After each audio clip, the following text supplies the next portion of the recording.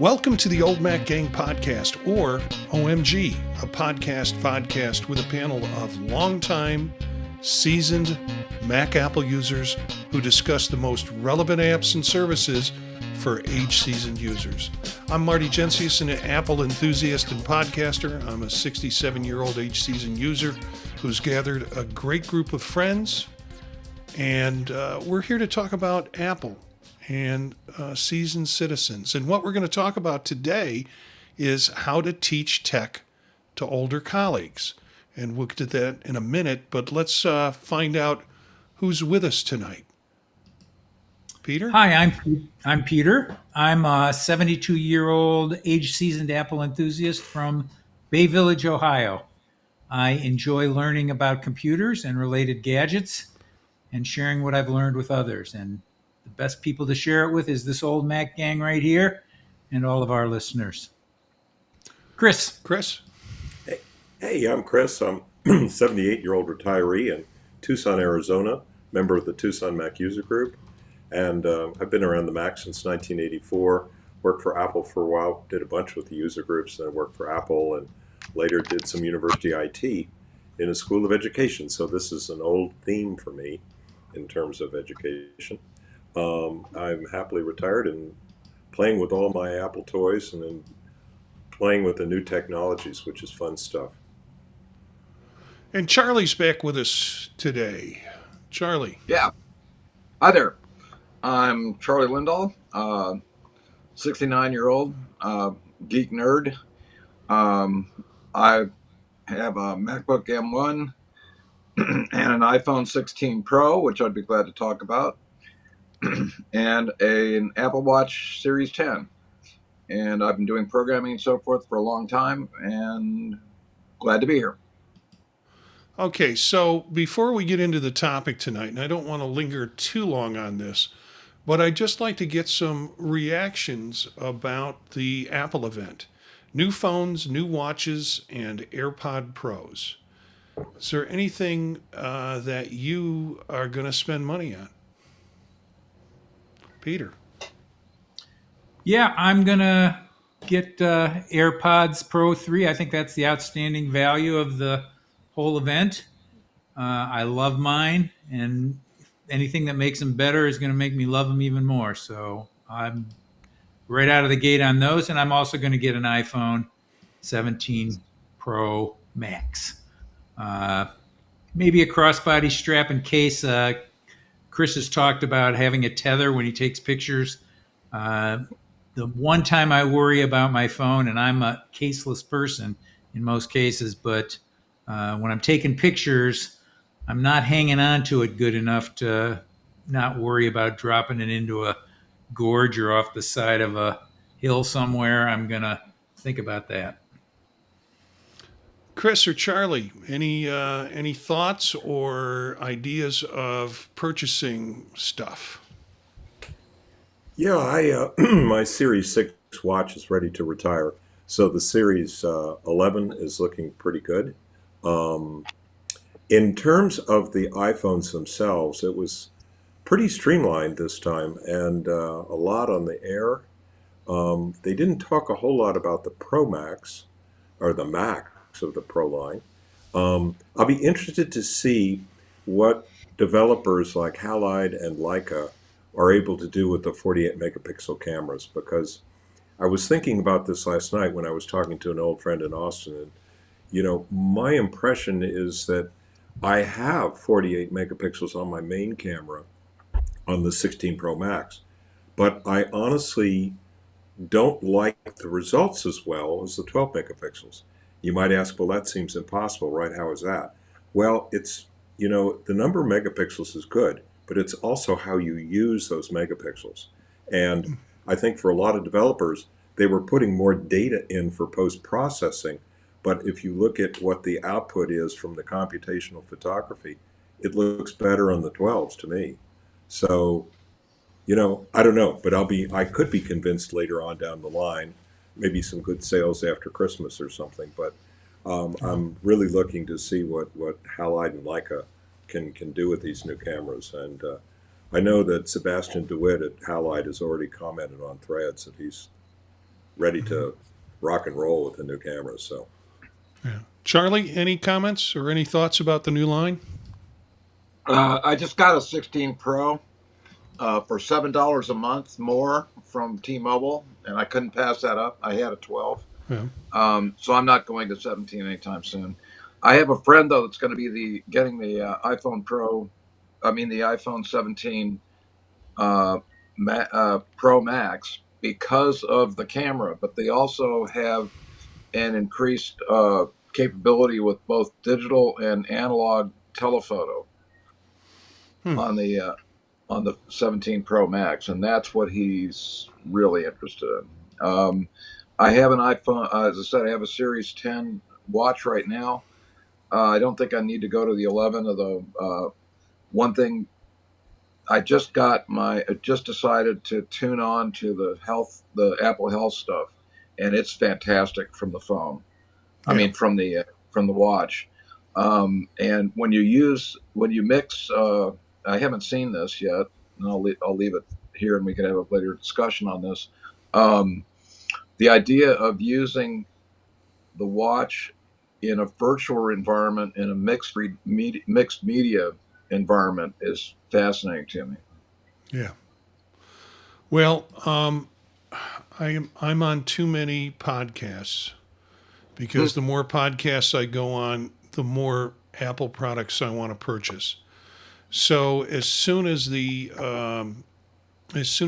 keynote ended, and this was a surprise for me, they like opened up the AirPod Pros right away, and they opened up the watches right away. So Yeah. as soon as the show ended, you could go ahead and purchase those. And I was impressed with the AirPods Pro. I'm really curious about the language stuff. I'm curious about the health and particularly heart rate connected stuff that it's going to do. I always said Apple has to come up with something new. They can't just do something that's just faster. Because I don't think customers think their phones are slow or their other things are slow per se. And as far as the phone goes, I was probably in the market for a iPhone Air. And my thought was I would replace my 16E with it. I have two phones, both a 16E and a 16 Pro Max. And then Apple doesn't take it as a trade-in, will not take the 16E as a trade-in because it has to have the next generation of E before they'll accept it as a trade-in. It's too new of a phone.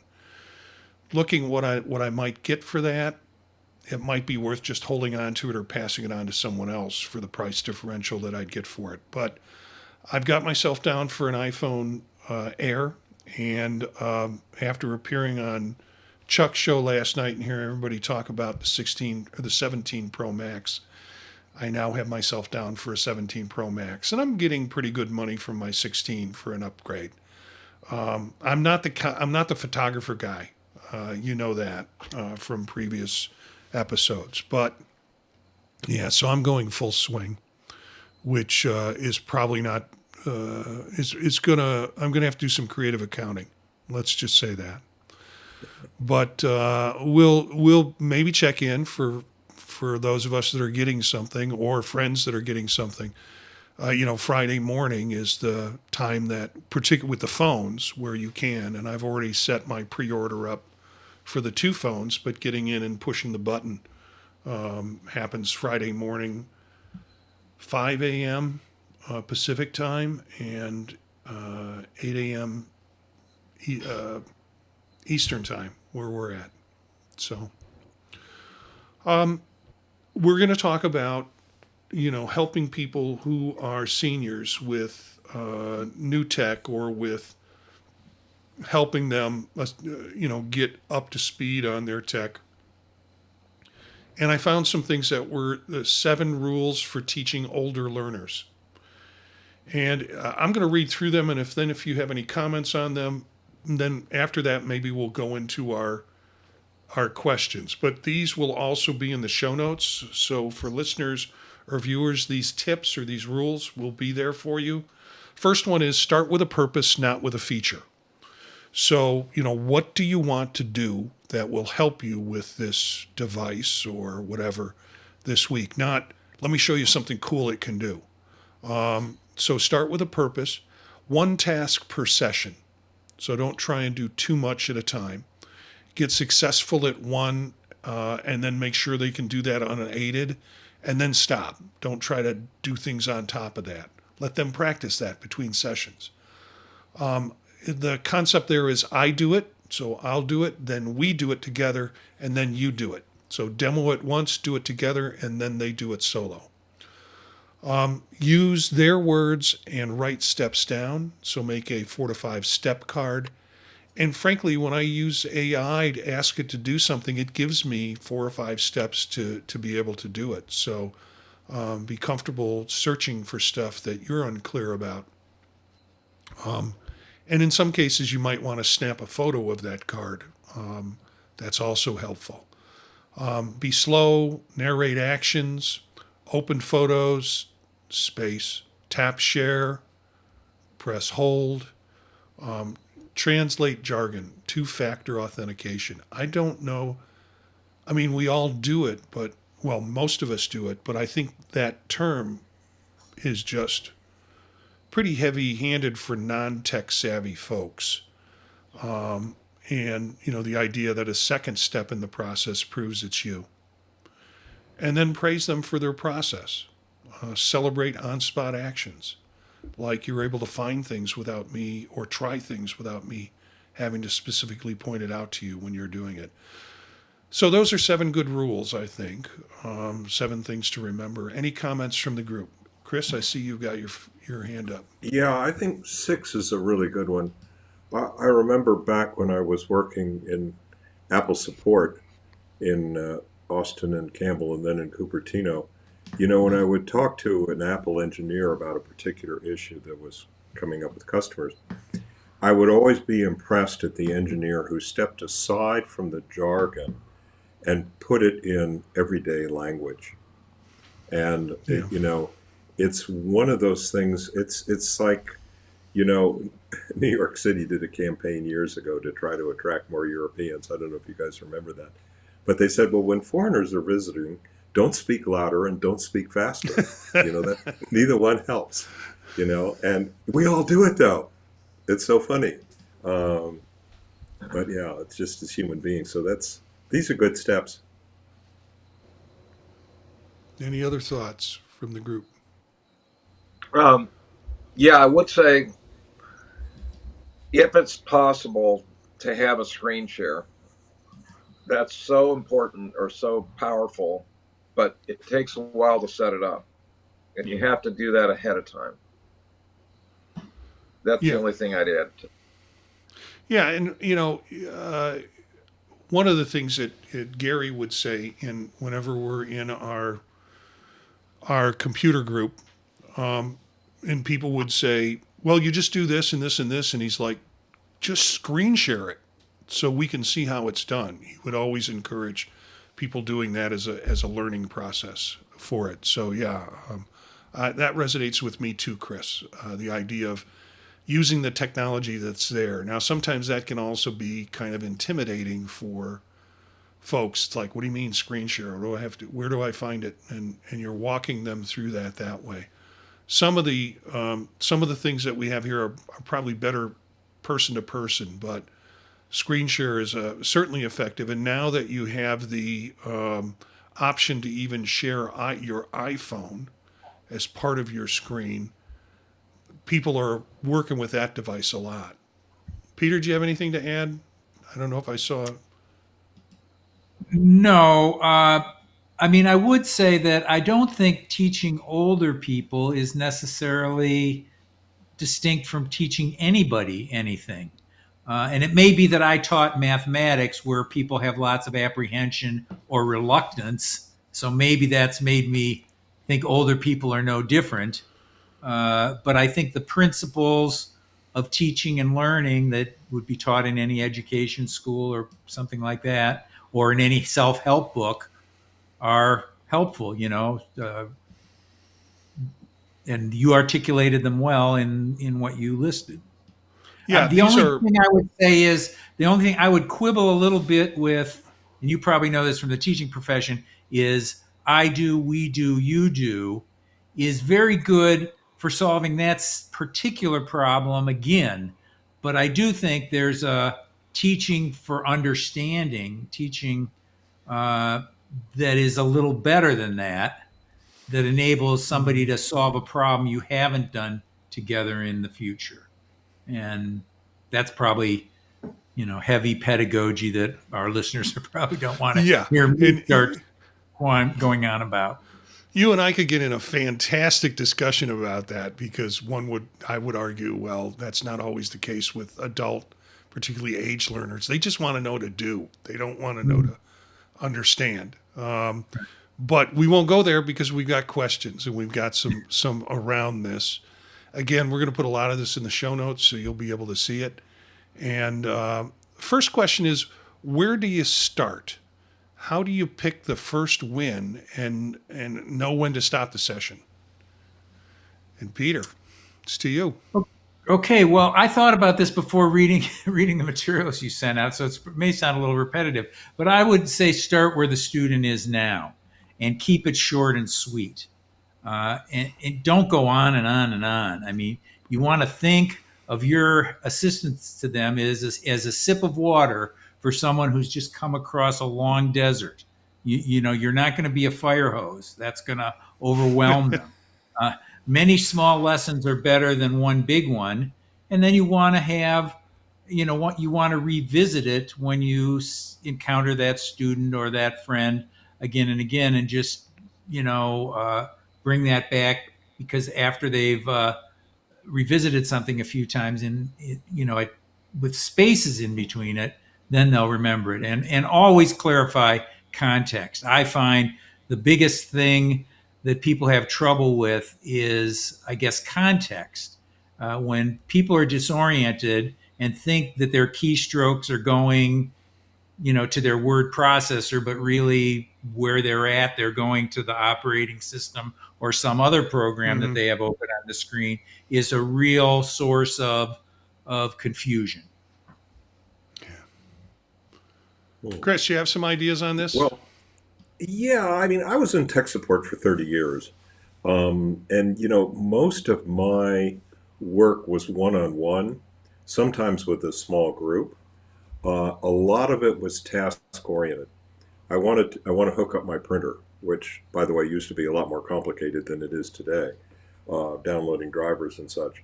And the main watershed for me was, is it in person or is it over the phone? Because, of course, it's exponentially more complicated over the phone. Yeah. And, in my first 3 years at Apple, I was on the phones in Austin and took about 12,000 calls. And, we heard it all. And those were back in the days when, this was in the mid-90s, when people were, ready to give up on Apple. And we would often have customers that say, "You're the only reason I'm still with Apple." So, we like to think we sort of kept the company going. But it all depends upon where is the customer, like you're saying. And I can get into this a little more, but my favorite story from those days, about 6 months in, I got a call from an 8-year-old girl. And I'd never talked to even a teen on the phone, and I wasn't sure what to do with it. So I said, "Well, is your mom or dad home?" And she said, "Sure." And she hands the phone to her mother, and her mother says, "Oh, you're the nice man from Apple that's going to fix the computer's brain." And I said, "Ma'am, can you put your daughter back on?" And by the way, she was incredible. And I learned a very valuable lesson there that, it's carried on with my grandkids, that, never put anything past a kid, and don't give them the hand-me-down. The 7-year-old probably wants the top-of-the-line computer. Marty, I'm sure you can relate to that. Yeah. I do. Chris, thanks for that. Charlie, you've got some steps I think you mentioned, or you have some notes about?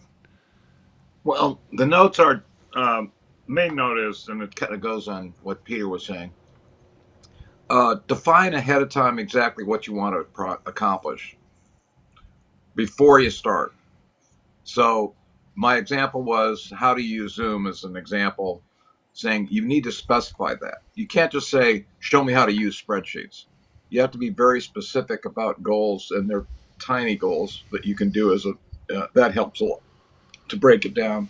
And I'm assuming that most things that are done are being remote, but I definitely agree that in person is better. And let's see, there was something else. That's it for now. Thanks. Okay, all right. Um, I have a difficult time with patience, and I think that I struggle with that as a teacher, because I'm expect and want students to show up having the information and the background that they should have in order for me to even start teaching them. And when students don't do that, I really have a lot of lack of patience. And so I am not the best with teaching technology to my peers either, because of they demand patience, and I don't have. And so very limited ability to teach my wife stuff. And it's not her ability, it's my ability and my patience. And occasionally, since I'm the tech person in the family, I get emails from my brother-in-laws about how to do this. And it's often an email. Sometimes it's a phone call, and trying to do tech support over the phone is even more difficult. And I have a sister who is, God bless her, who just needs to upgrade. It's time to upgrade. That will she's running out of space on her phone with photographs, and she won't cloud it. She's like, Fran, just get a new phone. So I get frustrated a little too early in the training process. So my cue when to stop is when I feel like I'm getting frustrated. Now, I think part of this is my own undoing, because I teach counseling and therapy, and one of the things that I've learned over the years of doing that is you never work harder than your client. And in cases of doing tech support, you have to work harder than your client. And so I'm always having greater expectations on the people that I'm teaching than I probably should have. That they should come in a place where they've already checked it out, they've already done their homework, they've Googled it and got the steps already, and they still are having problems. So yeah, that's my comment on that piece. Question number 2. Teaching without taking over. What do you say when they freeze? How do you script steps in their words? And I think Peter's up first again on this one. Sure. Well, I would say don't demonstrate, instruct. Tell them what to do, but never do it for them. And I think I'm reasonably good doing this with most of my students, except for the most important person in the world, as Marty mentioned, my wife. I'm very impatient with her, and I just want to, grab her phone, grab her computer, and do it, and get it over with. I don't know. But I like the way Apple creates a technological constraint when you call them on the phone. So they can see your screen, and they can display one thing on your screen, which is a pointer, and they can talk to you. And that construct forces them to do it right. And you could do the same thing. I'm going to agree with Charlie. You can set up Zoom, and with annotations, you can let them share their screen, and then you can use the laser pointer or just a big arrow to point at what they're doing and say, move your cursor here and click on this, go over here and so forth and so on. So I think that would be my preferred way. And of course, always give them an analogy that's something that they already have an interest in. I mean, if I was asked to teach somebody something about computers and they just gave me that vague a question, I would want to know, what are you interested in? my mother-in-law was really interested in sewing. She said, I want to learn about computers. And I said, do you know there are groups of people who share stuff about sewing that you can find on the computer? And that was enough to give her the attention and focus to go for it. Yeah, for me, also kind of learning new stuff is what provokes me. Like even this platform Ecamm, I have to find something that I'm pulled to, and that forces me to kind of spend some time. And I never read manuals. I just don't do. I poke around, and occasionally I'll consult on YouTube to get some ideas on what I need. But to me, there has to be something that pulls me in, like your mother-in-law and sewing, in order for it to happen. Chris. Yeah, I'd say one of the limitations is getting over the sharing hump in Zoom. If someone has a lot of windows open, we have a lot of challenges with that at my camera club. And, as a SIG leader of the wildlife photography group, I run into this all the time. And, sometimes people have to reboot their computer and set permissions, and oh man. So, but, there are other vehicles like FaceTime sometimes where we can share as well. But the new Apple software, I agree with Peter, they didn't have that back in my day, and that really does make it a lot easier. But they have tons of caveats too, which is sort of interesting. I mean, I would say, from my experience, a lot depends on where the person is and, how well they understand and can handle and follow instructions. That becomes real important. And it's even more so in tech support.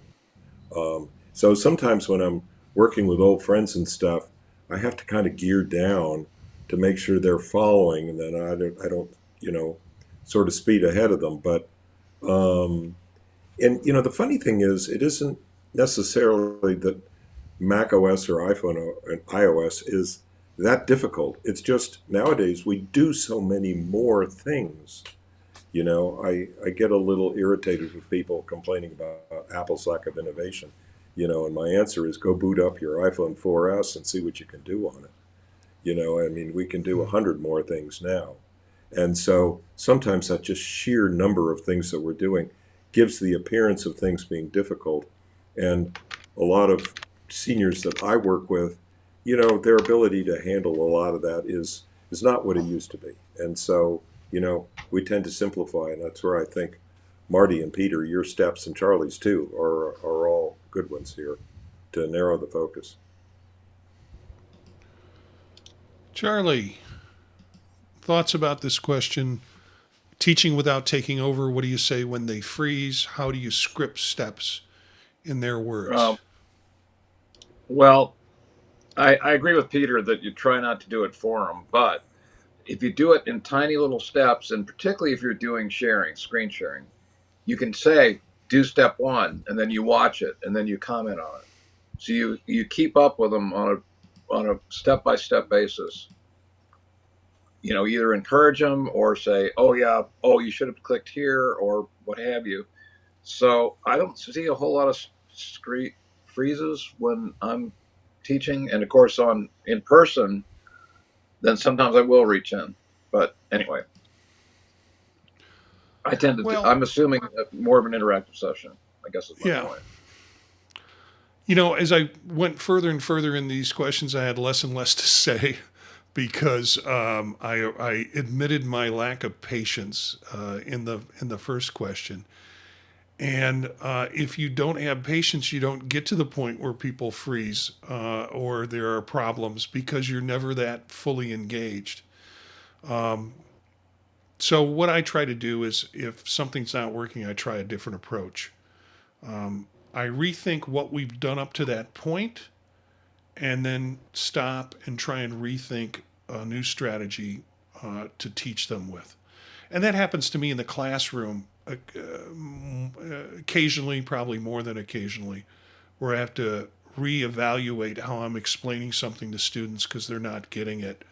And then on the spot, come up with a different way or a different strategy to explain it. For me, that's the fun of teaching, is getting stuck and having to make adjustments. So yeah, Last question for the evening. What supports, steps or cards or screenshots, short videos actually help the process along? Peter. Yeah, the supports for me depend on a particular student's preferences. I mean, I try to answer particular problems that students have, and that's sort of one on one. But I also try to show students how I resolve problems when I encounter them. And at the moment, that's like posing the question to, you know, an AI of choice. I tend to use Perplexity or ChatGPT, but Gemini or something else would be fine as well. Or YouTube with filters. Okay, so I think YouTube is great for finding answers to things, but I think you need to find some sort of trusted sources and search within something like the Mac Most or the Apple Support or some particular person. And also, the other filter I would use would be video length. I mean, there's nothing worse than watching a 20-minute video only to discover it didn't really help you at all. It's much better to filter and watch ones that are 3 or 4 minutes long and hopefully more on point to what you're doing. And the last thing I would say is I want to encourage an interchange so the discussion doesn't end, with a problem or seeing a method, but to always revisit with your students when they tell you things that they've solved without me, after by using some of these techniques, so that they can be proud of those and build on those and get some, sort of chutzpah about the whole process. Chris. Yeah, tagging on to what Peter was saying, AI has really changed this space a lot. I use it all the time. Friends send me a note and say, hey, how do I do this on my iPhone? Put it in ChatGPT, send it to them. I put a Q and an A on there so that they understand where it's coming from and say, you too can do this with ChatGPT. And, there was a funny little app running around. Charlie probably remembers this. Around, oh gosh, maybe the late aughts, maybe around 2009 and 10, there was a little hack that say, you would say, let me Google that for you. And the screen would actually write the Google query, and then the Google answer would pop up, right? And so, of course, it was a little bit insulting, whereas with the AI approach now, it's a lot easier, and it's made a big difference. YouTubes are great, but you've got to separate the chicken salad from the you-know-what. There's a lot of clickbait on YouTube, which is, and I think seasoned users figure that out pretty quickly and figure out what's good stuff and what's not. And other tutorials, a lot of apps. Adobe has done a whole lot in the tutorial space. And there are other apps like DxO in the photography space. They do very good tutorials too. And, so there's a lot more out there that users can use themselves. And it's great, and a lot of times I'm just sort of pointing them in the direction and guiding them along with that kind of thing. So that would be my suggestion. Charlie.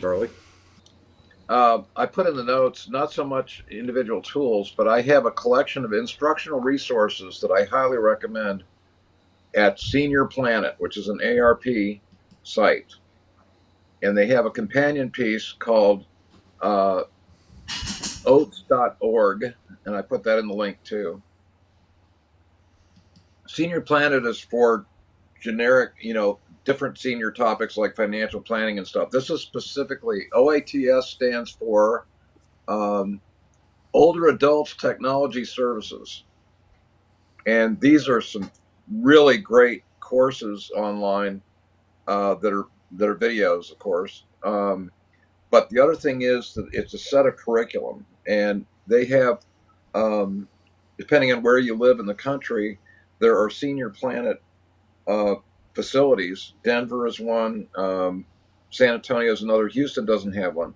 But you can get that material licensed and then teach it in the community colleges, and that's what I'm intending to do here in Houston.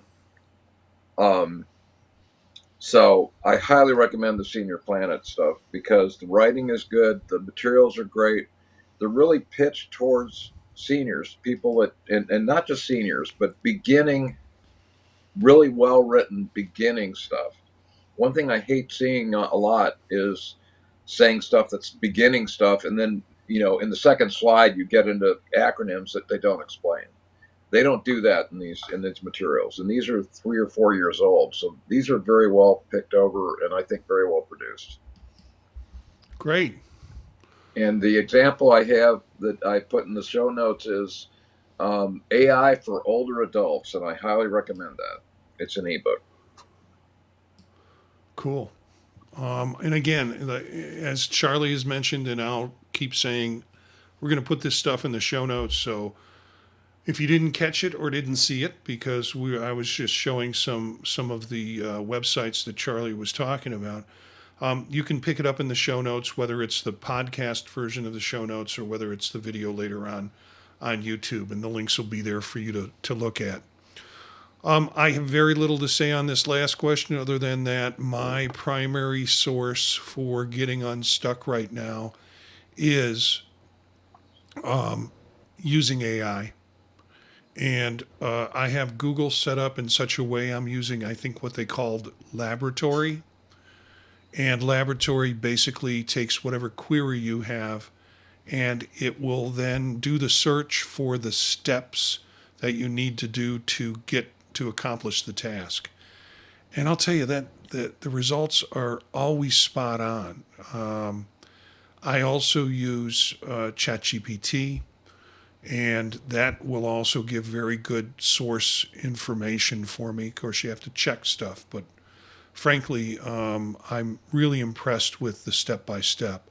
So part of the future, I think, for learning and for maybe senior learning around technology is teaching them how to use things like Perplexity, things like ChatGPT, or even in some cases, sources like Gemini, those things that are part of search engines for doing that. And it comes with a cost, but at the same time, it opens up a whole variety of stuff. One final thing about YouTube, I agree with you. For me, I agree with many of what you're saying in terms of kind of making sure you've got good stuff in it and go to reliable sources.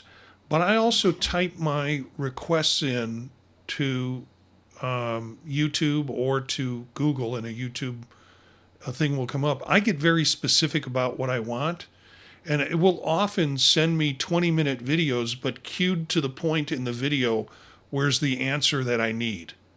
So, like Peter was warning about 20-minute videos. I agree with that. If I get a 20-minute video and it looks like it's all over the place, I'm on to the next link to find it. But often I get them with them queued up to the spot where it gives me the information that I need. So they can be very well curated for that.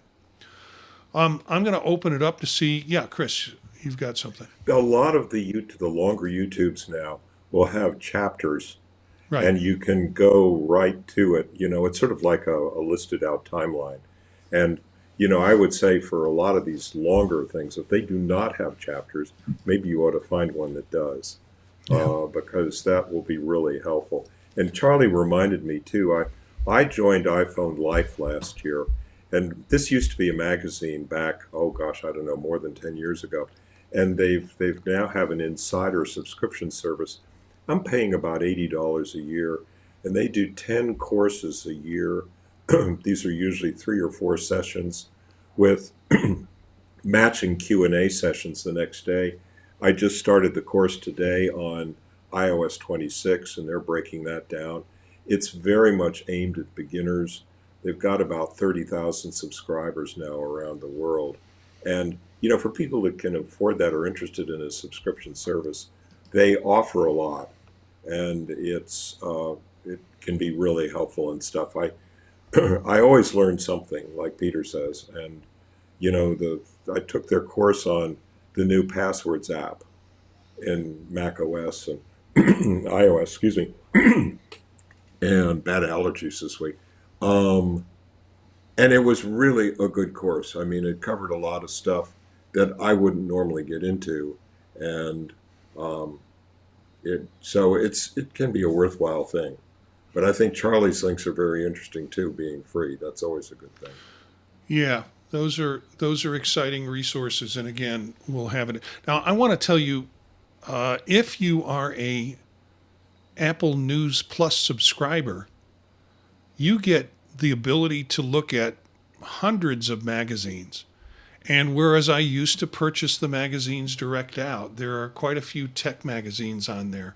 And I really like the tech magazines, in the sense of if you're a new user or a casual user or someone who wants to learn to do one thing, often those magazines every month will have a couple of one things that you can learn from them. Probably similar to iPhone Life, but again, if you take advantage of the magazines on News Plus, if you have News Plus as a subscription, because I keep forgetting they're there. Now, when I select them, they wind up turning into my parts of my RSS feed with it, so I get the information that way too. But lots of good resources that are available right in those magazine, I want to say subscriptions, but that magazine section of Apple News Plus. Any final comments, or we're ready to wrap the show? Seeing none or hearing none, really, thanks for joining us. Oh, Charlie, you got a piece. No, I was just waving. All right. I'm going to wave back to you, Charlie. All right, so let's do a wrap on this. Our next live episode is Wednesday, September 17th at 9 p.m. on YouTube. You can find us at youtube.com/@oldmacgang. That's our channel. We had some folks in there tonight, including Gary, who joined us via the YouTube channel and talked about enjoying what we were talking about tonight.